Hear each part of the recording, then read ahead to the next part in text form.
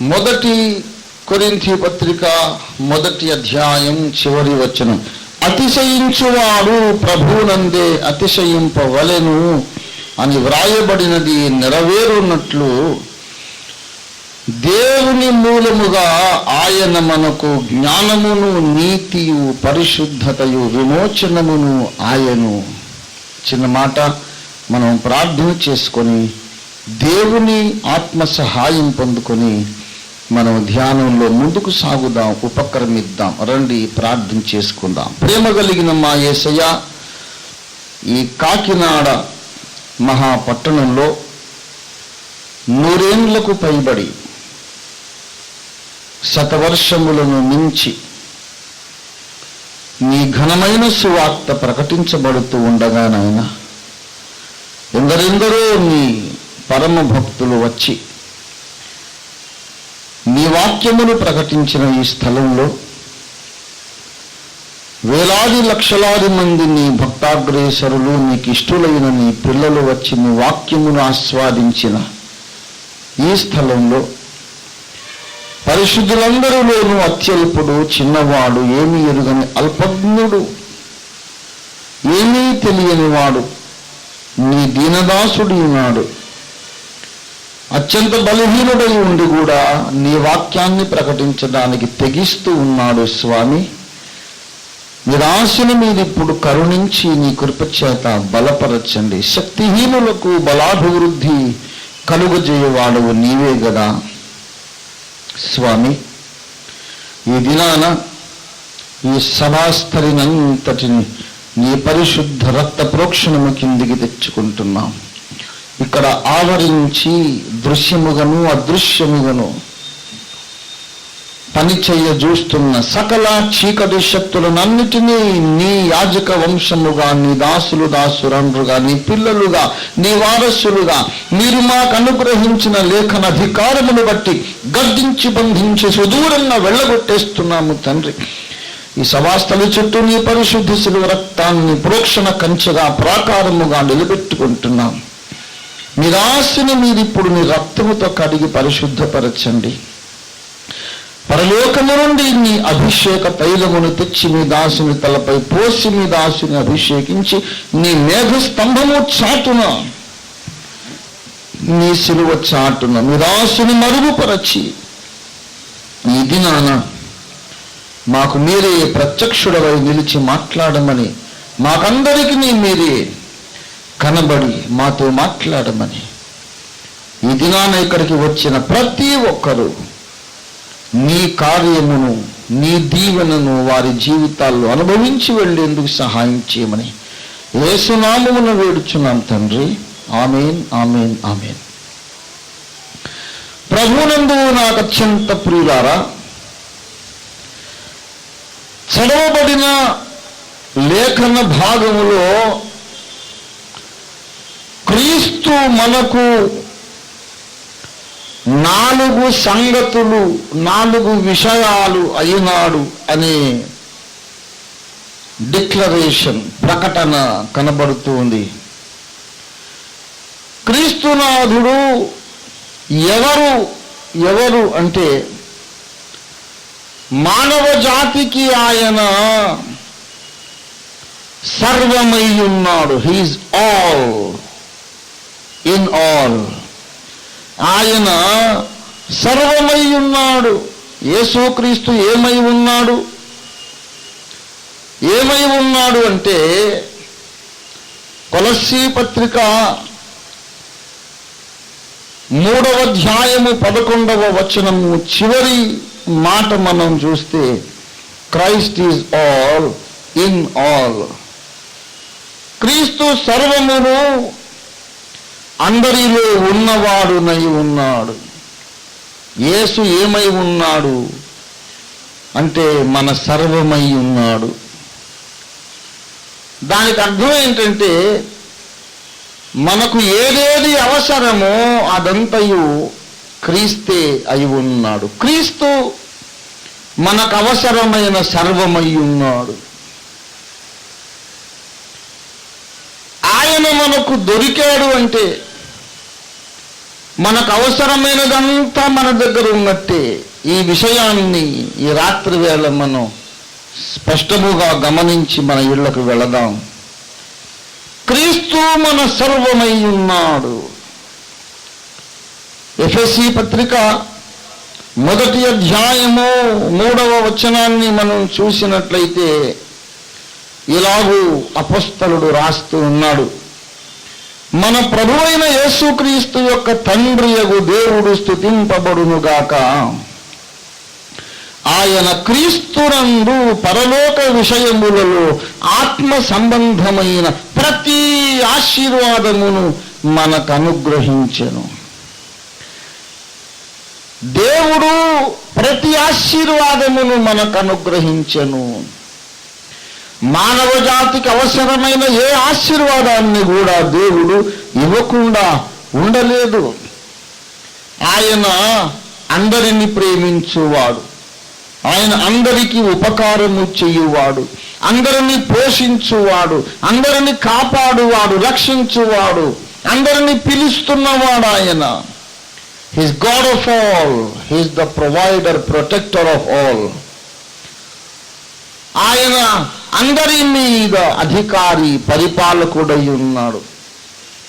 అందరికీ అవసరమైన సర్వమును ఆయన ఇచ్చాడు. ఈ మాట సర్వ మతముల వారికి సమ్మతమైన మాట. మానవ జాతికి అవసరమైన ఏ ఉపకారాన్ని కూడా దేవుడు తన చేతిలో బిగబట్టి దాచుకోలేదు. మానవ జాతికి అవసరమైన సకల విధముల దీవెనలు దేవుడు ఇచ్చేశాడు, ధారాళంగా ఇచ్చేశాడు. ఈ మాట సర్వ మతముల వారికి సమ్మతమైన, అంగీకార యోగ్యమైన మాట. దీన్ని కాదనే భక్తుడెవడు ఉండడు. ఏ మతములోని భక్తుడైనా ఒప్పుకుంటాడు. చాలా బాగా చెప్పారండి ధర్మ ప్రచారకుడు గారు, చాలా బాగా చెప్పారు. మానవ జాతికి అవసరమైన కావలసిన ప్రతి ఆశీర్వాదాన్ని దేవుడు అనుగ్రహించరు అన్నంత వరకు ఎలాంటి వివాదము లేదు. కానీ మనం గమనించవలసింది ఏమిటంటే దేవుడు ఏమేమి ఇచ్చాడో అవన్నీ క్రీస్తునందే ఇచ్చాడు. దేవునికి స్తోత్రం కలుగునుగాక. What all God wanted to give to mankind, He gave in Jesus Christ, and nothing is given out of Jesus Christ. యేసుకు వెలుపల ఏమీ ఇవ్వబడదు. క్రీస్తు నందు మాత్రమే మనకు అవసరమైన సర్వము దొరుకుతుంది. ఈ విషయం మనకు అర్థం కావడం కోసం సృష్టి ఆరంభమున 6 దినములలో ఈ ప్రపంచాన్ని సృష్టించిన ఆ వైనము, వ్యవహార శైలి, ఆ పద్ధతి, ఆ క్రమములో దేవుడొక పాఠాన్ని దాచిపెట్టాడు. యేసునందు మనకు సకల దీవెనలున్నవి. యేసుకు బయట ఏ దీవెన లేదు.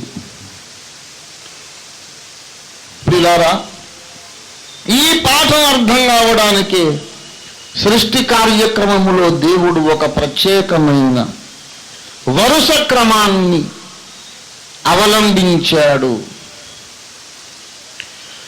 సృష్టిని దేవుడు ఎలా ప్రారంభించాడు అంటే, మొదటి దినమున దేవుడు వెలుగు కలుగునుగాక అని పలికెను. అంతకంటే ముందు ఏమైంది? ఏమి ఉండింది? చీకటి అగాధ జలముల మీద కమ్మి ఉండెను. భూమి నిరాకారముగాను శూన్యముగాను ఉండెను. చీకటి అగాధ జలముల మీద అల్లాడుచుండెను. There was no light at all. It was all darkness. Everywhere darkness. చీకటి తప్ప ఏమీ లేదు. అంతా చీకటి, చీకటి, చీకటి, గాఢాంధకారము. ఆ గాఢాంధకారములో దేవుడు ఒక మాట పలికాడు, వెలుగు కలుగునుగాక, లెట్ దేర్ బి లైట్. వెలుగు కలిగింది, వెలుగు కలిగింది. అస్తమయమును ఉదయమును కలుగుగా ఒక దినమాయను. రెండవ దినం ఆకాశ విశాలమును సృష్టించాడు. ఖాళీగానే ఉంది, కానీ ఆకాశం విశాలంగా ఉంది. అస్తమయము ఉదయము కలుగగా రెండవ దినమాయను. మూడవ దినం భూమి మీద ఉన్న జలములన్నీ ఒక రాశిగా కూర్చబడి ఆరిన నేల ఒక పక్కకు కనబడును గాక అని చెప్పి, ఈ ఆరిన నేల మీద రకరకముల విత్తనములు గల ఫలవృక్షములు, గడ్డిని, రకరకాల చెట్లను భూమి మొలిపించునుగా కన్నాడు. ఆ ప్రకారమాయను. వెలుగు కమ్మని పలుకగా ఆ ప్రకారమాయను. జలముల మధ్య విశాలము ఏర్పడునుగా కని పలుకగా ఆ ప్రకారమాయను. భూమి మీద ఉన్న జలములన్నీ ఒక ప్రక్కకు కూర్చబడి ఆరిన నేల కనబడునుగాకని పలుకగా ఆ ప్రకారమాయను. ఆరిన నేల మీద ఫలవృక్షములు మొలుచునుగాక, రకరకముల చెట్లు మొలుచునుగాక అని పలుకగా ఆ ప్రకారమాయను. అస్తమయమును ఉదయమును కలుగగా మూడవ దినమాయను. అప్పుడు దేవుడు ఆకాశ విశాలమందు సూర్య చంద్ర నక్షత్రములు కలుగునుగాకని పలుకగా ఆ ప్రకారమాయను. అది 4వ దినమాయను. ప్రియులారా, మొదటి 3 దినాలు అస్తమయమును ఉదయమును కలుగగా ఒక దినమాయను. అస్తమయము ఉదయము కలుగగా రెండవ దినమాయను. అస్తమయము ఉదయమును కలుగగా మూడవ దినమాయను. 4వ దినమున సూర్యుని సృజించెను. ఏమిటి అపసవ్యమైన కథనం అనిపిస్తుంది అవిశ్వాసికి, భక్తిహీనునికి, లేక అజాగ్రత్త పరునికి. 4వ రోజు సూర్యుని సృజించిన దేవుడు మొదటి 3 రోజులు చెబుతున్నాడు అస్తమయమును ఉదయమును కలుగగా ఒక దినం. ఏ అస్తమించింది, ఏ ఉదయించింది? ఈనాడు మనము అస్తమయము ఉదయము అనే మాటలు వాడుతుంటాం. ఉదయము అంటే అర్థం ఏంటి? సూర్యోదయము అని అర్థం. అస్తమయం అంటే అర్థం ఏంటి? సూర్యాస్తమయం అని అర్థం. అస్తమయ నైవేద్యము, ఏమండి, ఉదయకాల ధూపము. ఉదయం అంటే సూర్యోదయం, అస్తమయం అంటే సూర్యాస్తమయం. సూర్యుడేమో 4వ దినం సృష్టింపబడ్డాడు. మొదటి 3 దినాలు సూర్యుడు లేడు. మరి సూర్యుడే లేకపోతే ఏమిటి ఉదయించింది, ఏమిటి అస్తమించింది? ఇదొక కోట్ల వరహాల ప్రశ్న. పిల్లరా, చాలా మంది బైబిల్ క్రిటిక్స్ ఇలాంటి ప్రశ్నలన్నీ పోగు చేసుకొని బైబిల్ అంతా తప్పుల తడక, ఈ మాట అంటుంటేనే నాకు నవ్వు వస్తుంది. వాడు పెద్ద బఫూన్ లాగా కనపడతాడు మా దృష్టికి. జోకర్ ఉంటాడు సర్కస్లో, he looks like a buffoon for us an entertainment. వాడిని చూసి నవ్వుకుంటాం కాసేపు. బైబిలు తప్పుల తడక. ఏం బైబిలు, ఏం వాక్యం అండి, ఏం దేవోక్తులండి. 3 దినాలు అస్తమయమును ఉదయమును కలగగా అంటాడు. 4వ దినం వచ్చేమో సూర్యుడిని సృష్టించానంటాడు. సూర్యుడే లేడుగా మొదటి 3 రోజులు. మరి ఏమిటి ఉదయించింది? సూర్యుడు లేడన్న సంగతిని మర్చిపోయాడా ఈ గ్రంథ రచయిత? ఇన్ని కోట్ల మంది క్రైస్తవులు బైబిలో పడిచేస్తున్నారు. ఏముంది బైబిల్లో? మొదటి పేజీలోనే అంత తప్పుల తడక అనిగా ఎంత సంతోషిస్తాడంటే, అబ్బా, యేసును నమ్మకపోవడానికి నాకు బలమైన కారణం దొరికింది. ఒకవేళ నేను చచ్చిపోయి ఆత్మల లోకానికి వెళితే, ఒకవేళ కొంపదీసి క్రైస్తవుల దేవుడు అక్కడ ఎదురుపడ్డా, ఎందుకురా బాబు నన్ను నమ్మలేదు అంటే, ఇంకేం నమ్ముతాం ప్రభువా, బైబిల్ అంతా ఇలా రాసావు తప్పుల తడకగా. అడ్డదిడ్డంగా రాసేసావు కనుక నమ్మలేదని చెప్పుకోవచ్చు. అబ్బా, ఏమి రీజన్ దొరికిందండి, ఎంత అద్భుతమైన కారణం దొరికింది. అవును, ఇన్ని కోట్ల మంది క్రైస్తవులు ఇంత బుద్ధిహీనంగా ఎలా నమ్ముతున్నారు బైబిల్ని? అది తమంతా తాము సంతోషిస్తుంటారు కొంతమంది. వాళ్ళు చూసి మేము నవ్వుకుంటాం, బాబు నువ్వు ఇంకా అసలు జనాభా లెక్కల్లోకి రాలేదు. ఇంకా పుట్టని శిశువు, గర్భస్థ శిశువుకు ప్రపంచమేం తెలుసు? అమ్మ కడుపులో ఉంటాడు వాడు, అక్కడే గిరగిర తిరుగుతూ ఉంటాడు, వాడు అదే ప్రపంచం అనుకుంటాడు. బయటకు వచ్చినాక రంగురంగుల అందమైన సుందరమైన ప్రకృతి ప్రపంచం ఉన్నది, వాడికేం తెలుసు? తల్లి గర్భములో పుట్టని శిశువుకు ఈ లోకం తెలియదు. అలాగే క్రీస్తునందు దేవుడిచ్చే రక్షణ భాగ్యము పొందని వానికి అసలు ప్రపంచం తెలియదు. వాడున్నదే ఒక ప్రపంచం అనుకుంటాడు, నూతిలో కప్పలాగా. తెలీదు. You don't know the real world, you are not at born. పుట్టలేదు నాయన, ఇంకా పసిగుడ్డు, గర్భములో ఉన్న పసికందువు నువ్వు. అవును, 3 దినాలు అస్తమయము ఉదయము అన్నాడు, 4వ దినము సూర్యుడు సృష్టించాడు. ఉదయించడానికి అస్తమించడానికి మొదటి 3 దినాలు సూర్యుడే లేడుగా అన్న ప్రశ్న విమర్శకుడవైన నీకు తట్టింది. మరి 100ల సార్లు దీన్నే ప్రాణ సమముగా ఎంచి ఊపిరి పీల్చుట, భోజనము చేయుట తరువాత 3వ అత్యవసర కార్యంగా ఇదే పారాయణం, పఠనం, పరిశోధనం చేస్తున్న మాకు నీకొచ్చిన ఆ మాత్రం ఐడియా మాకు రాలేదనుకున్నావా నాయన? ఆదికాండమును రచించిన మోషే ఐగుప్తీయుల సకల విద్యలలోను మాటలలోను ప్రవీణుడై ఉండెను. పౌలు మహావిద్వాంసుడై ఉండెను. ఆ దేశము నేలిన అగ్రిప్పరాజు పౌలునన్నాడు, పౌలా, అతి విద్య వలన నీకు వెర్రి పుట్టినది. చాలా చదువుకున్నావు, నువ్వు ఎంత చదివేశావంటే చదువు ఎక్కువై నీకు మతిపోయింది అన్నాడు అగ్రిప్పరాజు. అంత హైలీ ఎడ్యుకేటెడ్ స్కాలర్స్ బైబిల్ని నమ్మారు. ఈ మాత్రం ఔడియా వాళ్ళకు రాడ వచ్చుండదా? మొదటి రోజులు సూర్యుడు లేడు, 4వ రోజు సూర్యుడు వచ్చాడు, మరి ఏమిటి అస్తమించింది? అబ్బా, నాకెంత తెలివి వచ్చేసిందని సంతోషపడుతున్నావు. ఆ ప్రశ్న నాకు తట్టదు నాయన. భయము భక్తి కలిగి మోకరించి చేతులు జోడించి, గురువర్య, ఈ క్లిష్టమైన ప్రశ్న మాకు తట్టింది, ఇది మీకు తట్టి ఉండవచ్చు. మీరెందుకు బైబిల్ని నమ్మడం కొనసాగిస్తున్నారు? ఈ ప్రశ్నకు మీ సమాధానం ఏంటి? మీకు ఈ ప్రశ్న వచ్చే ఉంటుంది, దేవుడు మీకేదో జవాబిచ్చే ఉంటాడు. ఈ పరిస్థితి ఎలా అర్థం చేసుకోవాలి అని భక్తితో అడగగలిగితే మేము చెప్పడానికి సిద్ధమే, దేవుడు కూడా సిద్ధమే.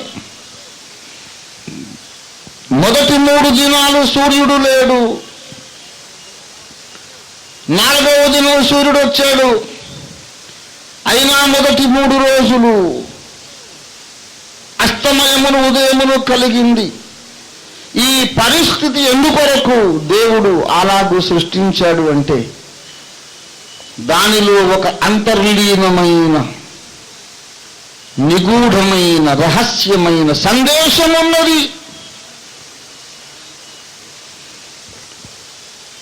దేవుడు వెలుగై ఉన్నాడు.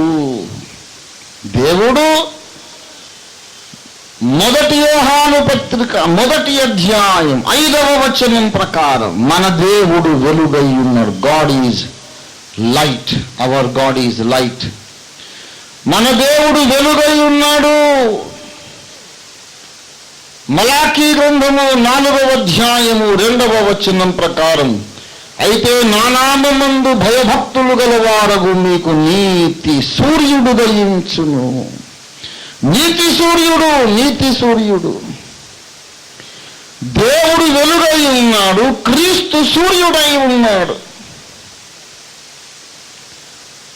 అన్నట్టు దేవుడు తొలి మానవుణ్ణి సృజించినాక చాలా వేల సంవత్సరాలు క్రీస్తు అవతరించలేదు.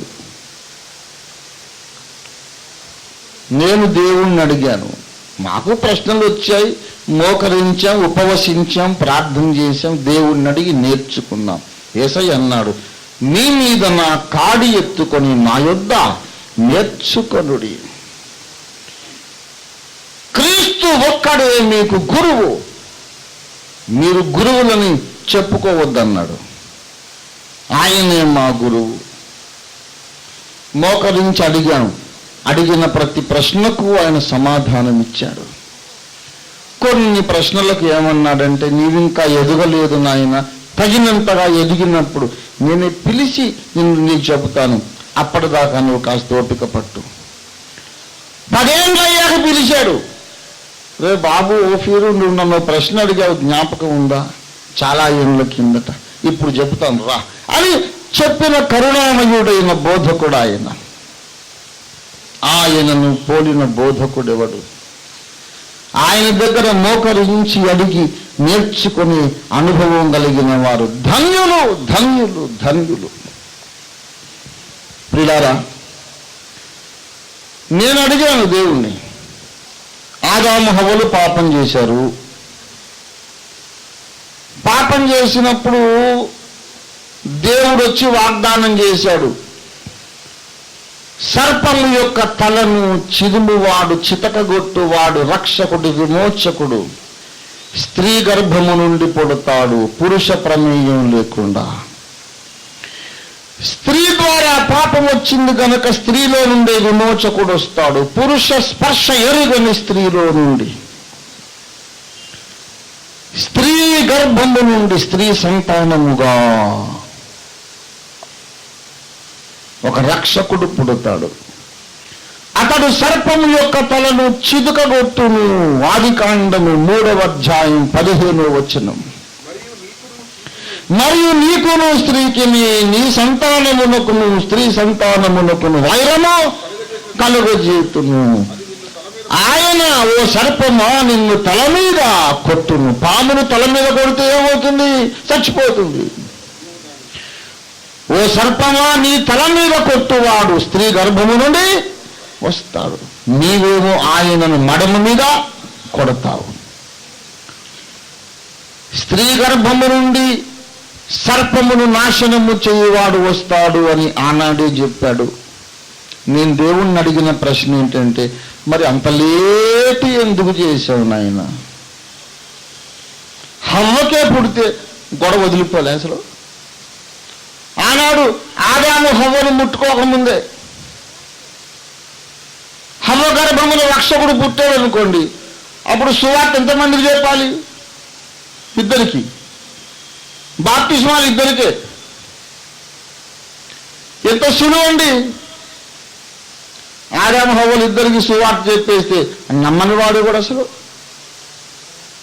అప్పుడు సువార్త కూటాలు అక్కర్లేదు, మైక్ పర్మిషన్ అక్కర్లేదు.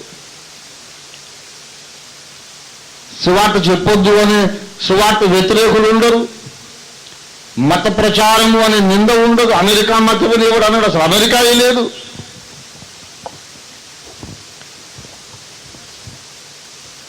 ఎంత హాయి. ఎందుకు నాయన లేటు చేశావు?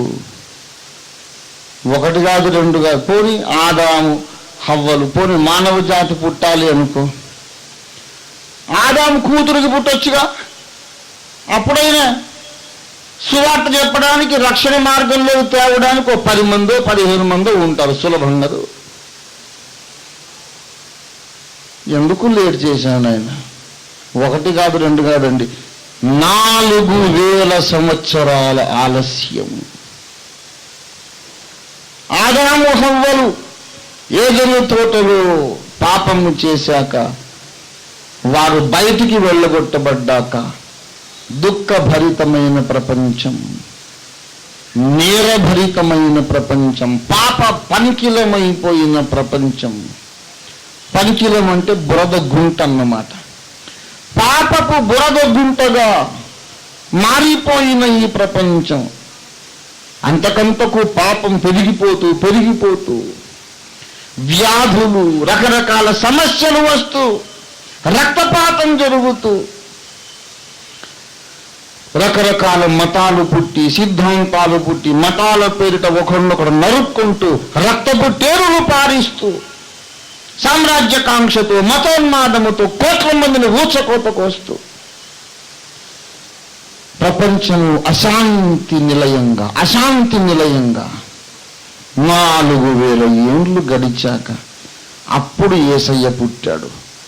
నా శాంతి నేను నీకు ఇచ్చుచున్నాను. ఇప్పుడా తండ్రి? 1000 ఏళ్ళు ముందు రాకపోయావు, 4000 ఏళ్ళు ముందు రాకపోయావు, ఇంత ఆలస్యం ఎందుకు చేశావు? పిల్లారా, దేవుడు అంటున్నాడు, నా కాలములు, నా సమయములు ఎల్లప్పుడూ లోపరహితములు. My timings are always flawless, perfect. తొలి దినాన వెలుగు సృజింపబడింది, 4వ దినాన సూర్యుడు సృజింపబడ్డాడు. 4వ దినమున నీతి సూర్యుడనైన నేను నరజాతిలో ప్రవేశించాను. ప్రభు దృష్టికి ఒక దినము 1000 సంవత్సరముల వలె, 1000 సంవత్సరాలు ఒక దినము వలె ఉన్నవని మనము మరువకూడదు. దయచేసి 2వ పేతురు పత్రిక 3వ అధ్యాయం 2వ పేతురు 3:8 వచనం. ప్రియులారా, ఒక సంగతి మరచిపోకుడి, ఏమనగా ప్రభు దృష్టికి ఒక దినము 1000 సంవత్సరముల వలె ఉన్నది. ప్రభు దృష్టికి ఒక దినము 1000 సంవత్సరాలు, 2 దినాలు 2000 సంవత్సరాలు, 3 అంటే 3000 సంవత్సరాలు, 4 దినములంటే 4000 సంవత్సరాలు. 4000 సంవత్సరాలైనాక ప్రపంచమునకు నీతి సూర్యుడు రాబోతున్నాడన్న ప్రవచనం, భవిష్యద్వాణి దేవుడు ఆదికాండంలోనే చెప్పాడు. నీతి సూర్యుడు ప్రపంచానికి ఇప్పుడప్పుడే ఉదయించడు, 4000 ఏళ్ళయ్యాక ఉదయిస్తాడు. నీతి సూర్యుడు 4000 ఏళ్ళయ్యాక వస్తే మరి ప్రపంచానికి అప్పటిదాకా అంధకారమైన వెలుగుండదా? ఎలా బ్రతకాలి, ఎలాగ పనులు చక్కబెట్టుకోవాలి? దేవుడు అంటున్నాడు, సూర్యుడు లేకముందు కూడా అస్తమయము, ఉదయం అనేది జరిగింది. ఉదయించడానికి సూర్యుడు లేడు కదా, ఏంటి ఉదయించింది, ఏం అస్తమించింది? Very simple answer. ఏదైతే ఉన్నదో అదే ఉదయించింది, అదే అస్తమించింది. సూర్యుడు లేకముందు ఏమున్నది?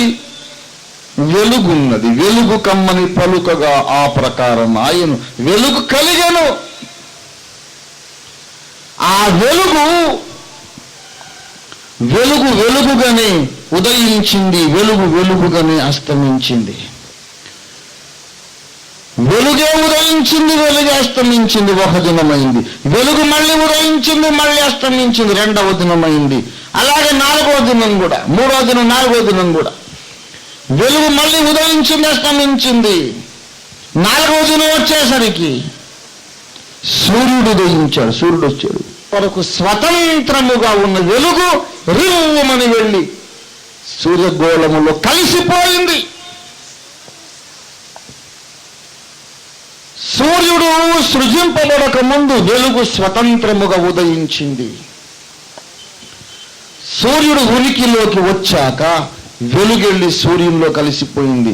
ఇక 4వ దినము తర్వాత సూర్యుడు ఉదయిస్తేనే వెలుగు ఉదయించింది, సూర్యుడు అస్తమిస్తేనే వెలుగు అస్తమించింది. మొదటి 3 దినాలు 4వ దినము దాకా వెలుగు తనంతట తానే ప్రత్యక్షమైంది, అంతర్ధానమైంది. 4వ దినమున సూర్యుడు సృజింపబడిన తరువాత సూర్యుడు లేకుండా వెలుగు కనబడేది లేదు, వెలుగు మనకు దొరికేది లేదు. వెలుగు కావాలి అంటే మొదటి 4 దినాల్లో వెలుగే మనకు దొరుకుతుంది.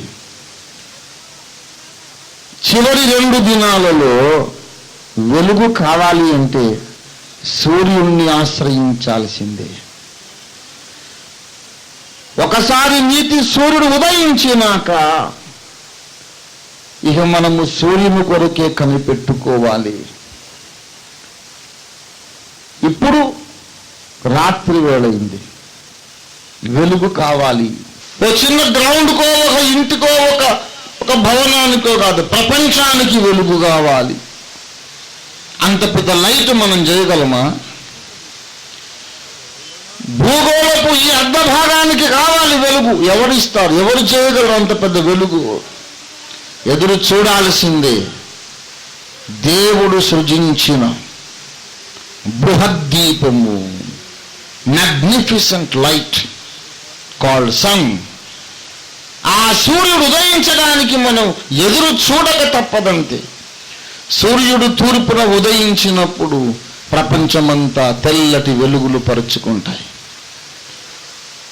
అన్యథా శరణం నాస్తి, గత్యంతరం నాస్తి. వేరొక గతి లేదు, వేరొక పరిష్కారం లేదు. సూర్యుడు ఉదయించాల్సిందే, లేకపోతే ప్రపంచానికి వెలుగు లేదు.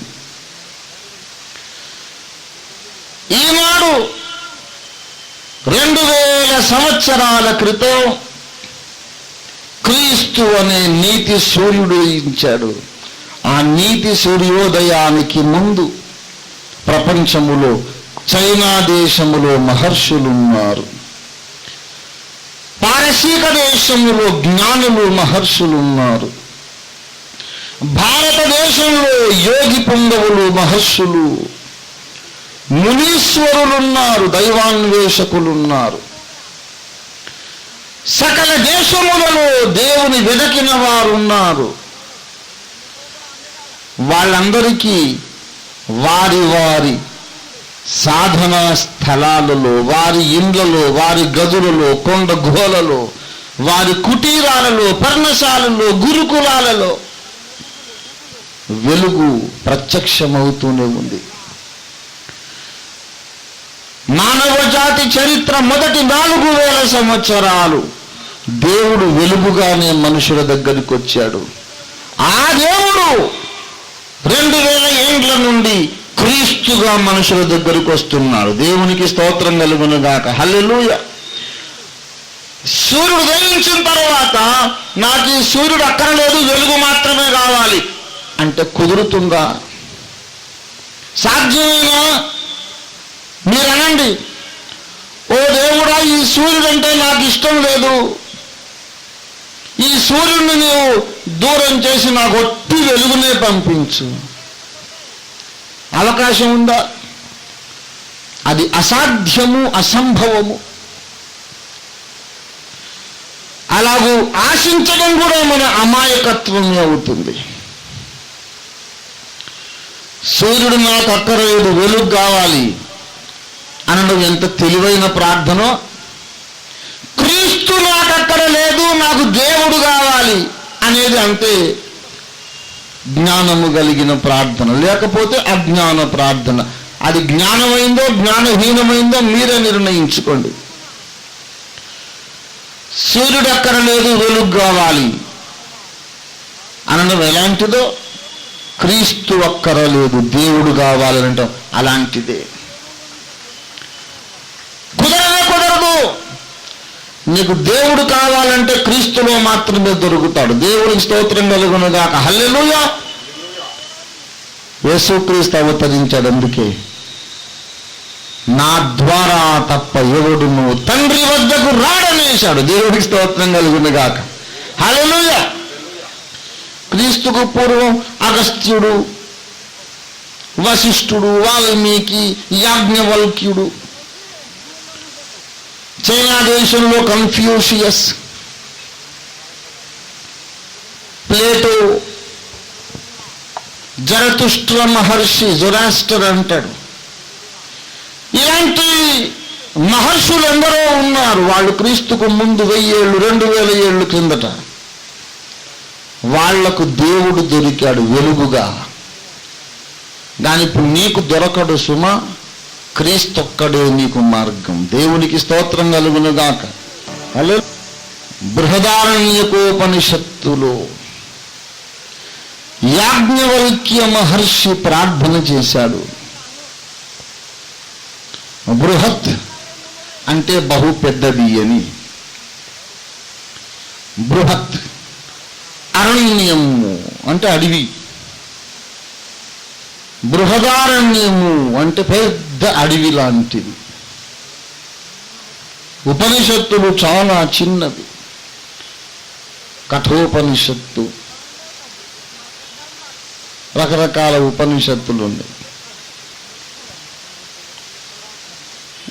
అవన్నీ ఇలా చిన్న చిన్న పుస్తకాలు ఉపనిషత్తులన్నీ. కేనోపనిషత్తు అని ఎన్నో ఉపనిషత్తులు ఉన్నాయి. ఈ బృహదారణ్యకోపనిషత్తు మాత్రం అంత 500 పేజీల పుస్తకం. అందులో మహర్షులు వేదాంత విషయాల్లో చర్చ చేశారు. దేవుడున్నాడంటాడు ఒక మహర్షి, లేడు పొమ్మంటాడు ఒక మహర్షి, జీవాత్మే పరమాత్మ అంటాడు ఒక మహర్షి, జీవుడు వేరు దేవుడు వేరు అంటాడు ఒక మహర్షి. ఆధ్యాత్మిక విషయాల్లో ప్రశ్నలు ప్రశ్నలు ప్రశ్నలు, జవాబులు, చర్చలు, ఉపచర్చలు. ఈ ప్రశ్నలు అడిగి చెప్పి పెద్ద అడవిలాగా తయారైంది. అందుకే దాని పేరు బృహదారణ్యకోపనిషత్తు అన్నారు. పెద్ద అడవిలాగా అయిపోయింది అన్నమాట. అది ఒక్కటే అంతలావు ఉంది నా దగ్గర, నేను చదివాను. అందులో అంటాడు యాజ్ఞవల్క్య మహర్షి, ఓ దేవా, చీకటిలో నుండి నన్ను వెలుగులోకి నడిపించు. దేవునికి స్తోత్రం కలుగునుగా. భారతీయ మహర్షులకు సత్యం తెలుసు అని అంటున్నారు. అవును, సత్యమెరిగిన యాజ్ఞవల్క్య మహర్షి ప్రార్థన చేశాడు. నేను చీకటిలో ఉన్నాను. తమసోమా జ్యోతిర్గమయ మృత్యోర్మా అమృతంగమయ. అలాగే రాగయుక్తంగా పాడాలి. తమసోమా, మా అని కిందికి దిగాలి మంద్రంగా, అంటే నన్ను అని. తమసోమా అంటే వద్దు అన్నమాట. మా అని కిందికి పలికితే నన్ను అని అర్థం. మా అని పైకంటే వద్దు అని. సంస్కృతము వేద భాష సస్వరముగా పలకాలి, స్వరసహితంగా. అందుకే వేదములు శృతులు అన్నారు. విని నేర్చుకోవాలి. చదివితే వచ్చింది వేదం కాదు. గురుముఖత వినాలి, విని నేర్చుకోవాలి. ఇప్పుడు ఈ పాటలన్నీ రాసి మీకు ఇచ్చాం, పాడగలరా? రాగం వినొద్దు. అలాగే వేదము అక్షరబద్ధంగా మీకు దొరికినంత మాత్రం వేదాలు తెలిసినట్టు కాదు. వేద భాష ఏ అక్షరం ఉచ్చ స్థాయిలో పలకాలి, ఏ అక్షరం మంద్ర స్థాయిలో పలకాలి. గురువు గారు పాడుతుంటే చెబుతుంటే విని నేర్చుకోవాలి. అనుసృతముగా వచ్చినది వేదము. వేదమునకున్న మరొక పేరు శృతము. తమసోమా, నన్ను చీకటిలో నుండి నన్ను వెలుగులోకి నడిపించు. అంటే ఎక్కడ ఉన్నానని ఒప్పుకుంటున్నాడు? నేను చీకట్లో ఉన్నాను, ఓ దేవా నన్ను వెలుగులోకి నడిపించమని ప్రార్థన చేసి 1000 సంవత్సరాలు ప్రార్థన చేశాడు.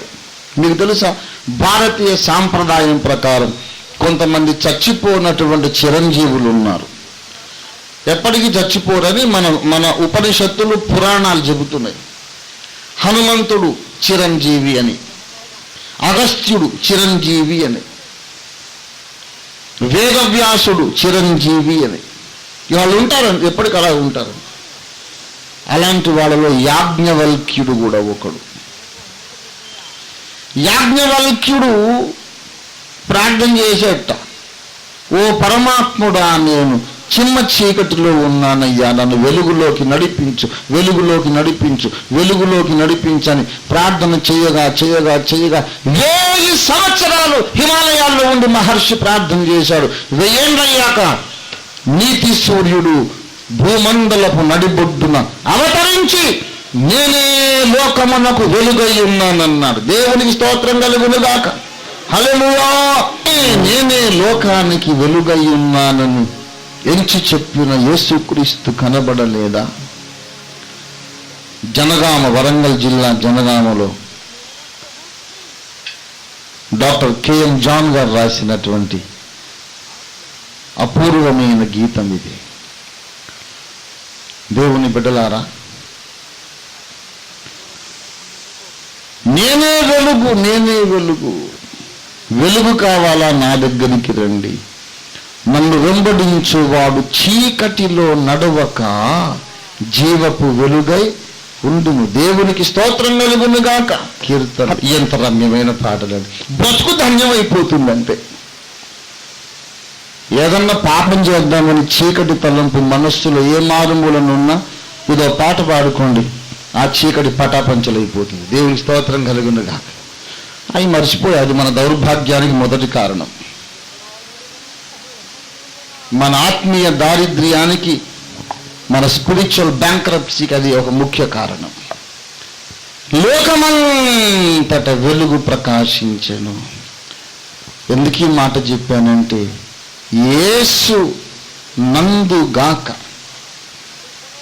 యేసుకు దూరముగా మనకున్నదంత చిమ్మ చీకటి. చిమ్మ చీకటి. దేవుడు క్రీస్తునందు ప్రతి ఆశీర్వాదమును మనకిచ్చెను. దేవుడికి స్తోత్రం కలుగునుగాక. హల్లెలూయా. దేవుడు ఎన్ని ఆశీర్వాదాలు ఇచ్చాడు? అన్నీ ఇచ్చేశాడు. ఎవరిలో ఇచ్చాడు? ఇక మళ్ళీ యేసు నందు నీకు ఇవ్వకుండా దేవుడు బిగబట్టిన దీవెన ఏదీ లేదు. యేసును నీకు ఇచ్చినప్పుడే ఆయనలో అన్ని ఇచ్చేశాడు. యేసును దేవుడు లోకానికి ఇచ్చినప్పుడే యేసు ద్వారా ఈ లోకానికి సమాధానం ఇచ్చాడు. యేసు ద్వారా ఈ లోకానికి స్వస్థతనిచ్చాడు.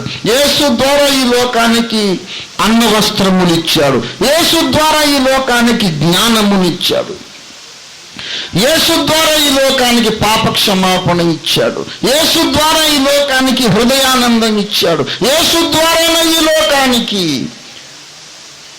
ఐక్యత, ఏకీకరణ ఇచ్చాడు. యేసునందు సర్వము మనకున్నది. దేవునికి స్తోత్రం కలుగునుగాక. హల్లెలూయా. యేసును దేవుడు మనకిచ్చినప్పుడు ఆయనతో పాటు ఇవ్వకుండా ఏ దీవెనను దేవుడు బిగబట్టి పట్టుకోలేదు. He gave all that you need along with Jesus Christ. మేము స్వస్థపరిచే కూటములను పెట్టం, యేసయ్యను ఇచ్చే కూటాలు. దేవునికి స్తోత్రం కలుగునుగా. యేసయ్యను పట్టుకుపోండి అయ్యా, స్వస్థత మీ వెంటే వస్తుంది. దేవునికి స్తోత్రం. హల్లెలూయా.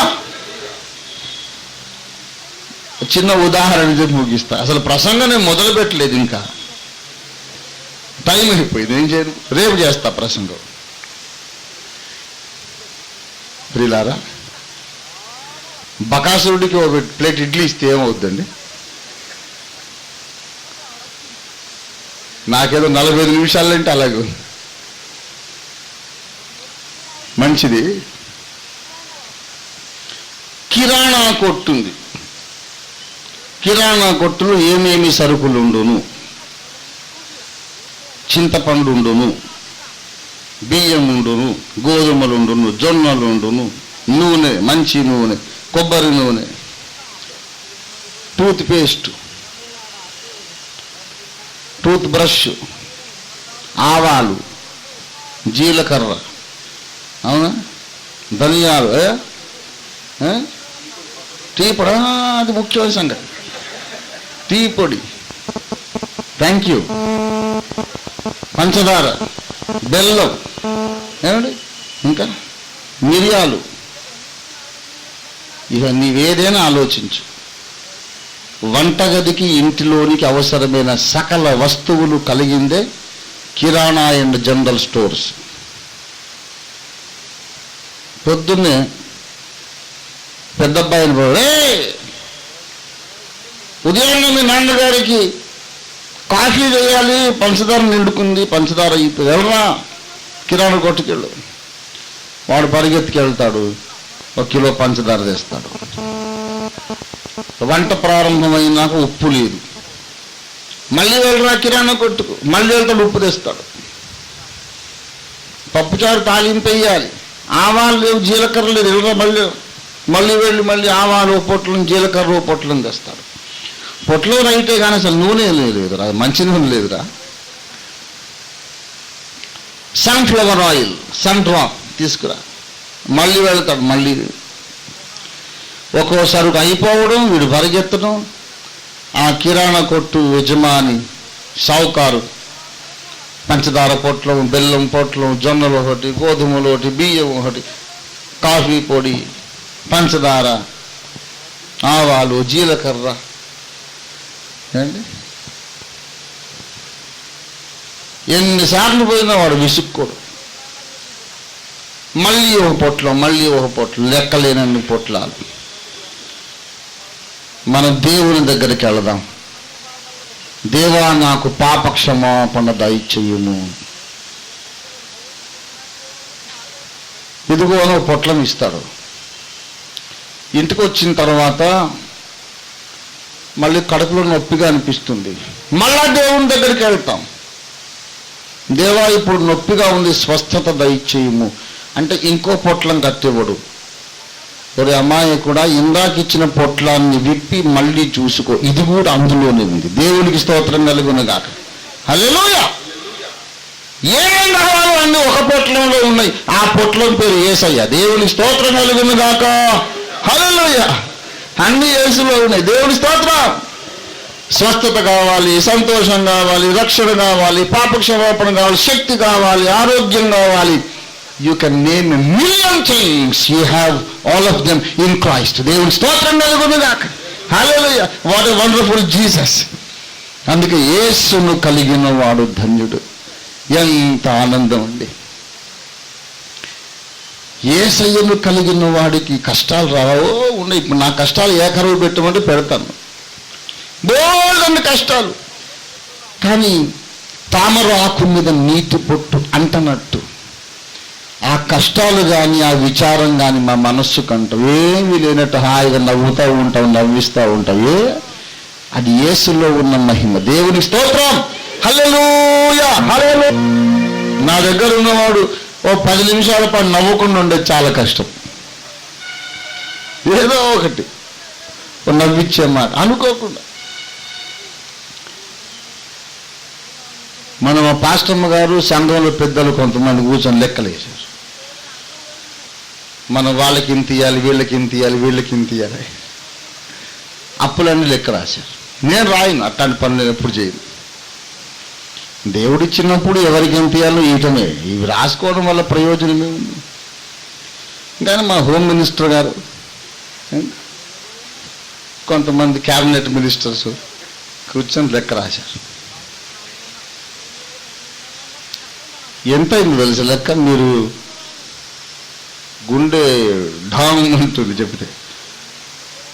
96 లక్షలు, కొంచెం తక్కువ ₹1 కోటి. ₹1 కోటి అప్పున్నట్టు కనపడుతున్నా నేను? ఓఫీర్ గారికి డబ్బు లేదేంటండి బాబు, ఎప్పుడు సింహంలాగా తిరుగుతాడు ఆయన, హ్యాపీగా నవ్వుతూ నవ్విస్తూ. 100ల కొద్ది పెళ్లిళ్ళు చేశాము, 100ల కొద్ది సంఘాలు నాటాము, ఎన్నో పుస్తకాలకు పెట్టిన దానికి నాకు దాదాపు ఒక 30 లక్షలన్నా 40 లక్షలన్నా అయ్యి ఉంటుంది. ఏనంత దిగాలు పడ్డారు. మిమ్మల్ని మాట్లాడుతా, ₹1 కోటి అప్పు తీరుస్తాడని మనం యేసును నమ్మలేకపోతే యుగయుగాలు మహిమరాజ్యం ఇస్తాడని ఎలా నమ్ముతాం? యేసయ్యకు లెక్కటండి ₹1 కోటి ఆఫ్టర్ ఆల్. ఈ రోజుల్లో ఆటో కొంటే 1,20,000. ఏముంది, నా అభిమానులు ఆటోలో 1000 మంది ఉంటారు. ఏ ఊరికి పోయినా ఆటో వాళ్ళు గుర్తుపట్టలేదు. ఎప్పుడు రోడ్డు మీద ప్రయాణమే, త్రిలోక సంచారిని. 100 మంది నా అభిమానులు ఆటోలు తెచ్చి ఇక్కడ నిలబెడితే ₹1,00,00,000. కోటే ఉంది, 1 కోటే అన్నా నేను అనుకో, ఎక్కువ కోట్లు అన్నారు, 1 కోటి. దేవుని బిడ్డలారా, దేవుడు నాకు తప్పక ఇస్తాడని అసలు దాని సంగతే ఎత్తుకోను నేను. I'm always happy. ఇవాళ లేదు, రేపు ఈ పాటికి నాకు ₹1,00,00,000 ఇవ్వడానికి యేసయ్య సమర్థుడని నేను నమ్ముతున్నాను. దేవుని స్తోత్రం కలుగునుగా. హల్లెలూయా. ఏంటందరూ షాక్లో ఉన్నారు? హ్యాపీగా ఉండండి, ఎల్లుండి తీరిపోతే మన అప్పులు. దేవుని స్తోత్రం కలుగునుగాక. హల్లెలూయా. నాకు సంతోషం కావాలి, గుండె ధైర్యం కావాలి. ధైర్యం ధైర్యం ధైర్యం ధైర్యం కావాలా? ఆ పొట్లంలోనే ఉంది, మళ్ళీ విప్పి చూసుకో. దేవుని స్తోత్రం కలుగునుగాక. పూర్వకాలం జానపద కథల్లో ఒక మంత్రాల సంచి ఉండేది. మంత్రాల సంచి. ఆ సంచి ఏముండదు, ఖాళీగానే ఉంటుంది. దేవుణ్ణి తలుచుకొని ఆ సంచిలో చేయి పెట్టడమే, ఏం కావాలో అది వస్తుంది. కోడిగుడ్డు ఆమ్లెట్ వేసుకుంటే బాగుండు అని మనసు పీకింది అనుకుంటే ఒక్కోసారి. కోడిగుడ్డు ఉంటే బాగుండని సంచిలో చేయి పెడితే కోడిగుడ్డు వస్తుంది. అరే, గుడ్డు వచ్చేసింది. మంచి అరకోడి ఉంటే బాగుండు, ఫ్రై చేసుకు తినేవాడిని చేయి పెడితే కోడి వస్తుంది. ₹10 ఉంటే బాగుండని చేయి పెడితే ₹10. ₹1,00,000 ఉంటే బాగుండని చేయి పెడితే ₹1,00,000 వస్తుంది.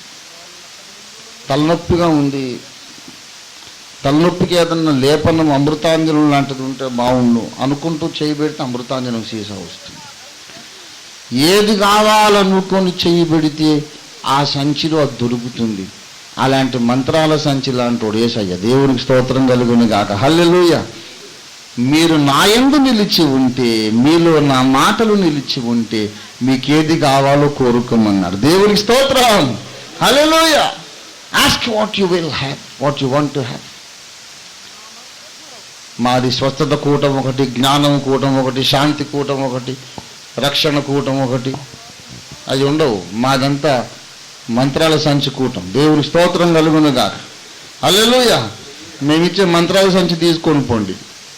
అరణ్య యాత్ర కానీ, పట్టణంలో కానీ, ఆకాశ మార్గం కానీ, పాతాళం కానీ, ఎక్కడైనా సరే యేసు నీతో ఉంటే నీకు కొరత అనేది లేదు, నీకు కొదువ లేదు, నీకు లేమి లేదు, కరువు లేదు. యేసు నీతో ఉంటే నీకు సర్వం ఉన్నట్టే. దేవునికి స్తోత్రం కలుగునుగాక. ఆయన మనకు జ్ఞానం ఆయను, ఆయన మనకు నీతి ఆయను. దేవా నాకు నీతి దయ చెయ్యము. ఇందాక ఇచ్చడం యేసు అనే పొట్లం ఇచ్చాగా, అందులోనే ఉంది. పోనాయన పరిశుద్ధత కావాలి, అందులో ఉంది. తీసుకెళ్ళి యేసుని ఇచ్చా కదా, అందులోనే పరిశుద్ధత ఉంది. నాకు విమోచనం కావాలి, అందులోనే ఉంది. నాకు బలం కావాలి, అందులోనే, ఆ పొట్లంలోనే ఉంది బలం కూడా. యేసే నా బలము నీ బలం. పాట పాడట్లే మనం. యెహోవా నా బలమా, యథార్థమైనది నీ మార్గం, పరిపూర్ణమైనది నీ మార్గం. యెహోవా నా బలము. ఆయనే మన బలం. నేనే నీ బలాన్ని అని చెబుతుంటే 81వ కీర్తనలో మనకు బలమయ్యున్న దేవునికి ఆనందగానో చేయండి. మనకు బలం ఆయనే. ఆయన దగ్గరికి వెళ్ళి కొంచెం బలం ఇవ్వవా, కొంచెం బలం ఇవ్వవా అంటే, బలం ఏది ఏంట్రా పిచ్చోడా, నన్ను తీసుకెళ్ళిపో, నేనే కదా నీ బలాన్ని. దేవుని స్తోత్రం. మనకు ఆయన వద్దండి, ఆయన ఇచ్చేవి కావాలి. అది వచ్చింది గొడవ. అసలు నువ్వు మాత్రం మా ఇంటికి రావద్దు. యేసయ్యా నువ్వు వచ్చావనుకో, మళ్ళీ నీకు నాకు గొడవ వస్తుంది. నీకు ఇష్టంగానే కార్యక్రమాలు కొన్ని ఉంటాయి. నీకు నచ్చని కార్యక్రమాలు కొన్ని, అవి చేయకపోతే కుదరదు. కాబట్టి నువ్వు ఇక్కడే ఉండుము, అవసరమైనప్పుడు నేను వచ్చేదను. వచ్చినప్పుడు ఏది కావాలో అది నీవు ఇయ్యము, అంతేగాని మా ఇంటికి వెంటబడి రావద్దు. యేసయ్య నాకు వద్దు కానీ యేసు ఇచ్చే స్వస్థత కావాలి, యేసు నాకు వద్దు కానీ క్షమాపణ కావాలి, యేసు వద్దు కానీ రక్షణ కావాలి, పరలోకం కావాలి, యేసు వద్దు కానీ శాంతి కావాలి, యేసు వద్దు కానీ ఏమిటది. ఆత్మ సంబంధ ప్రతి ఆశీర్వాదము క్రీస్తులోనే దేవుడు మనకు అనుగ్రహించను. క్రీస్తుకు బయటంతా అంధకారమే. ప్రియ సోదరి సోదరుడా, నీవు ఈ రాత్రి చిమ్మ చీకట్లో నీ బ్రతుకును కొనసాగిస్తావా? యేసని వెలుగులోకి వస్తావా? యేసుకు బయట కరువులో బ్రతుకుతావా? యేసులోకి వచ్చి సమృద్ధిలో జీవిస్తావా? నిర్ణయం నీదే, తీర్మానము నీదే. ప్రార్థన చేసుకుందాం రండి, ప్రార్థన చేసుకుందాం. నీవే నిర్ణయించుకో. యేసు నీకు కావాలా అక్కర్లేదా? యేసులోనికి వచ్చి వెలుగులో జీవిస్తావా? యేసుకు దూరంగా చీకట్లో బ్రతుకుతావా? యేసులోనికి వచ్చి సర్వ సమృద్ధిలో బ్రతుకుతావా? యేసుకు దూరంగా కరువులో జీవిస్తావా? నీకేది కావాలి?